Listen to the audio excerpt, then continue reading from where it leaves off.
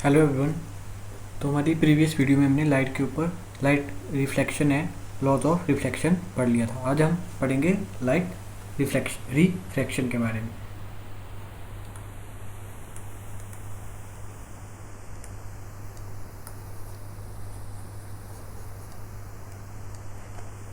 तो जो light refraction होता है इसमें जो हमारे पास लाइट होती है वो एक मीडियम से दूसरे मीडियम में एंटर करती है, जिससे कि जो लाइट का जो पाथ है वो चेंज होता है। तो मेनली जो रिफ्रैक्शन रहता है वो रहता है हमारे पास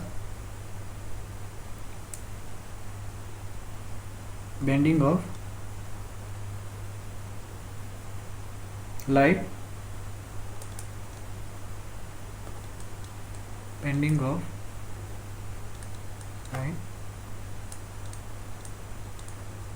while light enter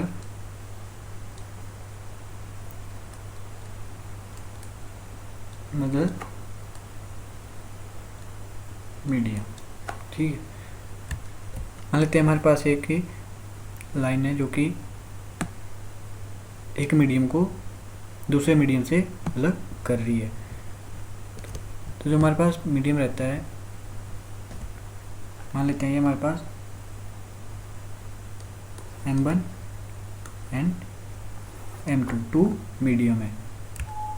तो जब भी कोई लाइट जो लाइट सोर्स से आ रही है वो एक मीडियम से दूसरे मीडियम में एंटर करती है, तो जो उसका जो पाथ है वो चेंज हो जाता है।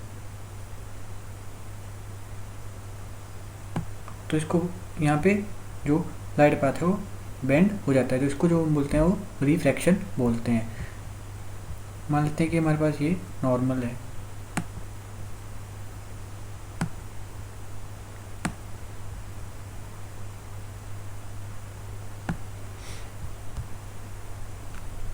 तो ये हमारे पास एक इंसिडेंट रे है, ठीक है, लाइट है, और ये हमारे पास नॉर्मल है।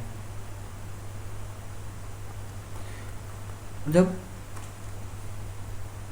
हमारे पास लाइट है वो एक मीडियम से दूसरे मीडियम में जा रही है, तो उसका जो पाथ है वो चेंज हो रहा है। तो हमारे पास जो एंगल ऑफ इंसिडेंट है, ठीक है, एंगल ऑफ इंसिडेंट, और जो एंगल ऑफ रिफ्लेक्शन है वो रिफ्रैक्शन के टाइम बराबर नहीं होते हैं। ठीक, अब हमारे पास दो केस रहते हैं कि जब ये मान लेते हैं हमारे पास डेंसर मीडियम है और ये रेयर मीडियम है, तो जो लाइट है वो कैसे बेंड करेगी, या ये हमारे पास रेयर मीडियम रहता है M1 या वाइस वर्सा रहता है, तो अगर जो लाइट है वो टुवार्ड द नॉर्मल या away from the normal bend होगी। तो इसके बारे में हम आगे डिस्कस करेंगे। अभी हम लॉज ऑफ रिफ्रैक्शन के बारे में डिस्कस करते हैं। तो हमारे पास है इंसिडेंट रे,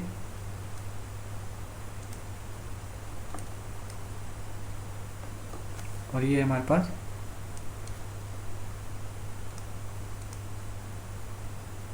रिफ्रैक्टेड रे। डिस्कस करेंगे लॉज ऑफ रिफ्रैक्शन। तो हमारे पास जो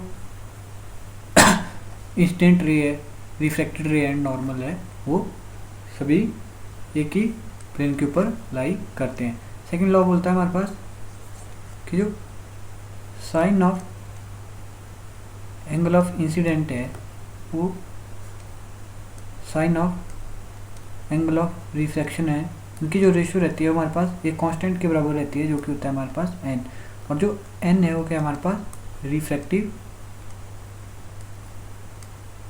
इंडेक्स।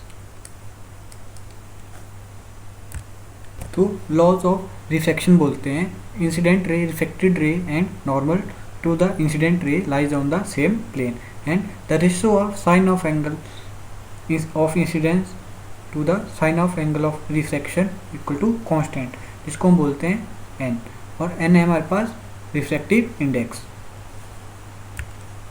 अब हमारे पास एक पॉइंट राइज होता है, वो रहता है कि जो लाइट है, ठीक है, जो इंसिडेंट रे है वो कब नॉर्मल की तरफ या नॉर्मल से अवे बेंड होगी, मतलब जो direction of light bending of light रहेगी वो टुवार्ड द नॉर्मल और अवे फ्रॉम द नॉर्मल कब रहेगी।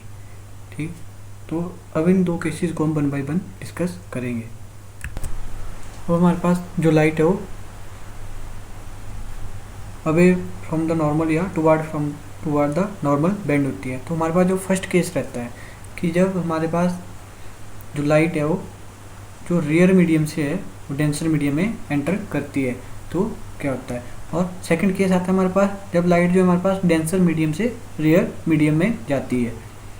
तो जब हमारे पास जो लाइट है वो रियर मीडियम से डेंसर मीडियम में जाती है तो जो लाइट है वो टुवार्ड द नॉर्मल बेंड करती है। और इसमें जो हमारे पास जो एंगल ऑफ इंसिडेंस होता है वो लार्जर होता है एंगल ऑफ रिफ्रैक्शन से। तो हम बोल सकते हैं कि जब हमारे पास एंगल ऑफ इंसिडेंस ग्रेटर होता है एंगल ऑफ रिफ्रैक्शन से तो जो लाइट होती है वो हमारे पास रियर मीडियम से डेंसर मीडियम में जा रही होती है और जो लाइट है वो टुवार्ड द नॉर्मल बेंड करेगी। और जो सेकंड केस था हमारे पास जिसमें जो लाइट है वो डेंसर मीडियम से रियर मीडियम में एंटर कर रही है तो इसमें जो होता है वो हमारे पास एंगल ऑफ इंसिडेंस होता है वो स्मॉलर होता है एंगल ऑफ रिफ्रैक्शन से। तो जब भी हमारे पास जो लाइट है वो डेंसर मीडियम से रियर मीडियम में जाती है तो away from the normal bend होती है। तो जो नॉर्मल रहता है हमारे पास उससे दूर बेंड होती है। तो इसमें जो है हमारे पास जो एंगल ऑफ रिफ्रैक्शन रहता है वो एंगल ऑफ इंसिडेंट से बड़ा रहता है। और जब हमारे पास जो लाइट है वो रेयर से डेंसर में जाती है तो एंगल ऑफ इंसिडेंस ग्रेटर रहता है। हमारे पास क्वेश्चन रहता है कि ऐसी कौन सी कंडीशन है कि जब हमारे पास रिफ्रैक्शन ऑफ लाइट अकर नहीं होता है। तो इसका आंसर आप मेरे को कमेंट सेक्शन में बता सकते हो। तो ये थे हमारे पास refraction, laws of refraction and direction of bending of light during the refraction. Thank you.